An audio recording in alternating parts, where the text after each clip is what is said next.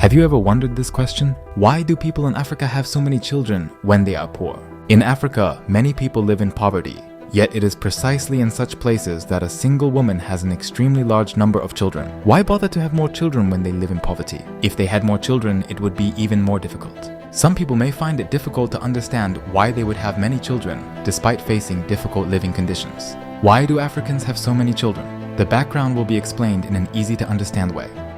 Hello everyone, my name is Kanta. In my past videos, I have explained poverty in Africa, and while I have received a great response, I have also received these comments. Why do people in Africa have so many children when there is not enough food and children are dying of starvation? If life is so hard, shouldn't they first reduce the number of children they bear? In fact, Africa's population is growing rapidly and is expected to increase from 1,482,000,000 people in 2022 to 1,690,090,000 people in 2030, 2,463,120,000 people in 2050, and 3,913,480,000 people in 2100. One of the reasons for the rapid population growth is that Africans are having more children. It may be natural to think, as in the earlier comment, if life is so hard, they should have fewer children, because raising children is expensive.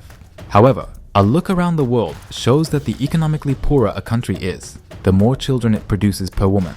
The World Bank's data for 2020 shows that Niger ranks first in the world in the number of children born per woman, with 6.9 children per woman. Somalia comes in second at 6.4, Chad third at 6.3, the Democratic Republic of Congo fourth at 6.2, and Mali fifth at 6.0. All countries from first to fifth are in Africa. The countries are economically very poor. For example, Niger, which ranks first in the world with 6.9 children born per woman, has a GDP per capita of only $590. It is the 10th poorest country in the world from the bottom.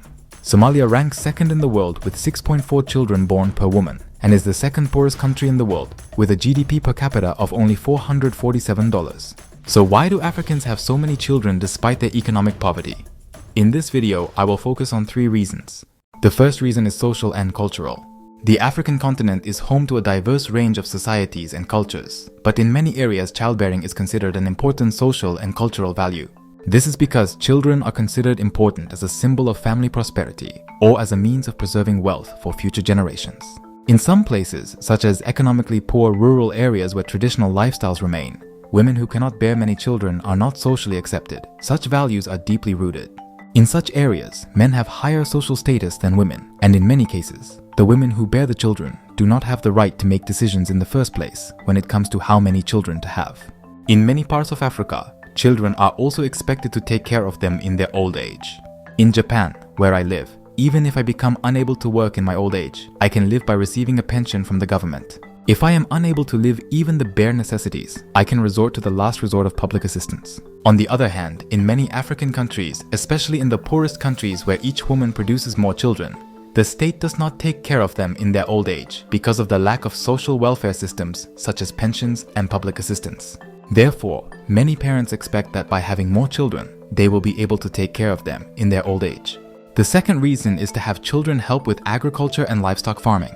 In many parts of Africa, traditional jobs such as agriculture and livestock farming are the norm. These jobs are, shall I say, physical labor and require a lot of labor. Therefore, by having many children, they ensure a workforce to sustain the family's livelihood. Additionally, in the poorer regions of Africa, there is also the labor of fetching water. This is because clean water is not easily available by turning on the tap. Therefore, it is necessary to fetch water from a well several dozen minutes away on foot, or in some cases to go to a river or pond to fetch water, which requires several hours for the round trip. It is mainly children who do such water fetching work. If there are many children, they can carry a lot of water at once. In this way, many people depend on their children for their livelihood. In other words, a society in which children must also work to survive is another major reason for having many children. The third reason is lack of access to education and healthcare. In the area where I live, students receive sex education in middle and high school, learning about birth control methods and family planning, for example.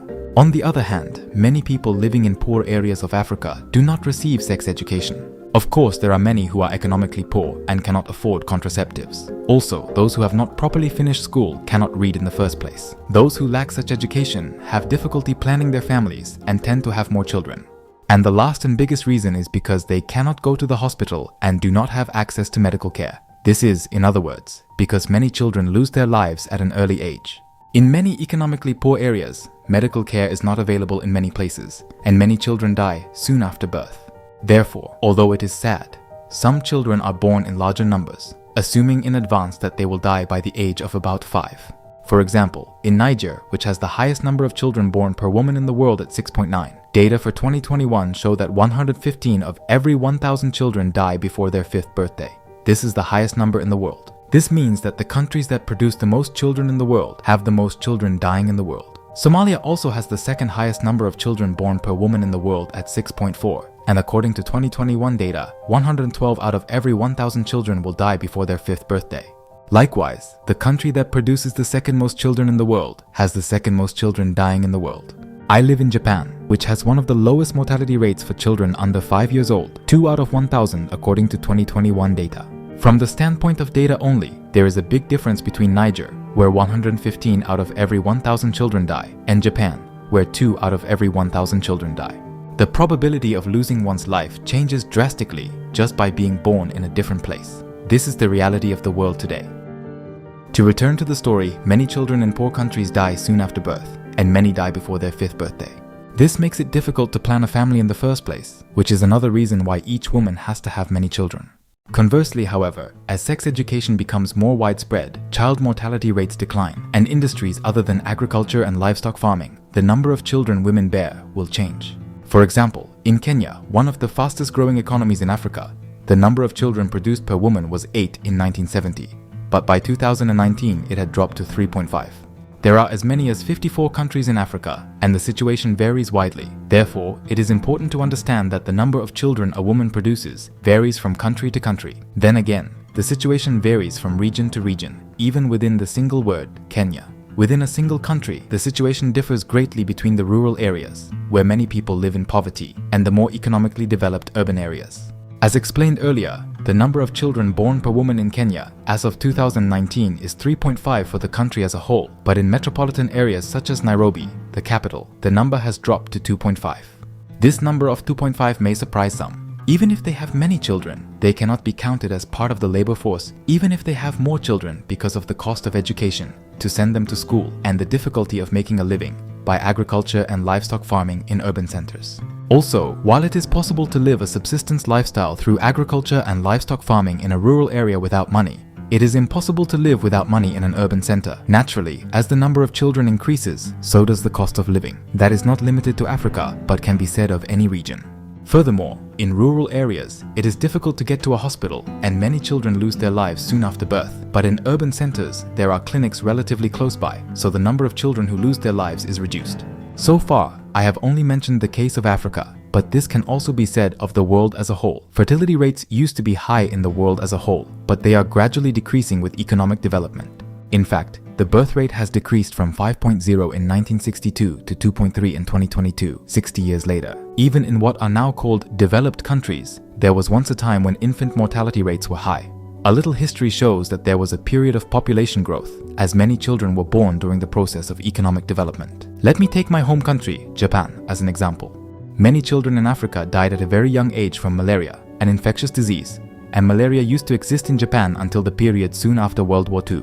As in Africa, many children died of diarrhea and malnutrition in Japan as well. I am also told that in my grandparents' generation, that is, the generation that lived in the pre-war and post-war periods, it was not unusual for them to have 5 or 6 siblings. The reason for this is that many children in Japan, during this period, lost their lives at a very young age. Even during the baby boom that occurred in post-war Japan, the number of children a woman could have was 4.3. Nowadays in Japan, the number of children who die before the age of 5 is 2 out of every 1,000. But we have not suddenly become a society where children do not have to die one day. Over a long period of time, medical care and economics have gradually developed. And over a long period of time, we have become a society where children do not have to die.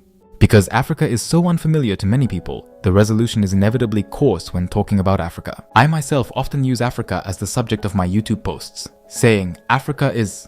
However, there is no such country as Africa. Africa is a vast continent with 1.4 billion people living in 54 countries. The situation varies from region to region, even within the single word Africa. The more distant the world is, the more we tend to see it through fragmented information and biased images. However, by acquiring the right knowledge, we can update our view of the world. I would be happy if the importance of this is conveyed through this video. Kanta's channel explains various issues in the world that are difficult to learn about through other channels. It is important not to be interested, but to stay interested. Please subscribe to my channel to stay interested. I will continue to bring you videos that update your worldview. If you have not yet subscribed to my channel, let's continue to learn together. Please subscribe to my channel. Thank you again for watching this video to the end. See you again in the next video.